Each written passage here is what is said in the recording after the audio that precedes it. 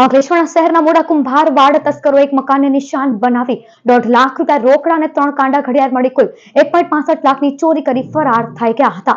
બે શકમંદો નજીકના સીસીટીવી કેમેરામાં કેદ થયા હતા। અંકલેશ્વરના મુલ્લાવાડ નજીક આવેલ મોટા કુંભારવાડમાં રહેતા જુલ્ફિકાર સફરુદ્દીન બાલામાં નીચેના માળાના મુખ્ય દરવાજાનું તારું મારી પરિવાર સાથે ઉપરના માળે સૂતા હતા। દરમિયાન તસ્કરોએ તેમના મકાનને નિશાન બનાવી દરવાજાનું તારું તોડી મકાનમાં પ્રવેશ કર્યો હતો। તસ્કરોએ 3 તિજોરી તોડી સામાન વેરવિખેર કરી અંદરથી રોકડા રૂપિયા 1,50,000 અને 15,000ની કિંમતની 3 ઘડિયાળની ચોરી કરી ફરાર થઈ ગયા હતા। ચોરી અંગે એ ડિવિઝન પોલીસને જાણ કરતા પોલીસ કાફલો દોડી આવ્યો હતો અને તપાસ શરૂ કરી હતી।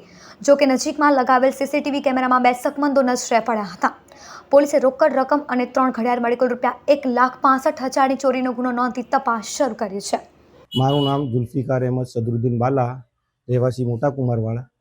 મારા ઘરમાં આજે સવારે ચોરી થયેલ છે। જે અમે ઉપર સૂતેલા હતા ત્યારે નીચેના માળા નીચેથી અમારું તાળું મારેલું હતું બહારથી, તે તોડીને અંદર આવ્યા અને 3 તિજોરી તેના બી તાળા તોડીને એ લોકોએ બધું મુદ્દામાલ બધું વેરવિખેર કરીને આશરે રોકડા રકમ 1,50,000 અને બીજી ઘડિયાળો હતી કાંડા ઘડિયાળ, તે આશરે કિંમત 15,000 એમ કુલ 1,65,000ની ચોરી કરેલ છે, જે અમે કાયદેસર FIR ફળાવી છે।